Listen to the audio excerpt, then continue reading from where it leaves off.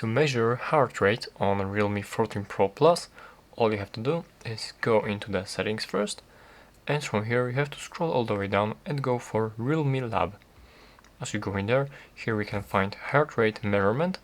As we go in there, here we have the instruction of how to do this, and we have to gently place our finger on the fingerprint sensor, which is located right here. We can see it, and as we put our finger right here, it is actually recommended not to talk or not to move. Just stay still and wait for these measurements to complete, and this is the best way to actually do this because it will give you the most accurate measurements of your heartbeat.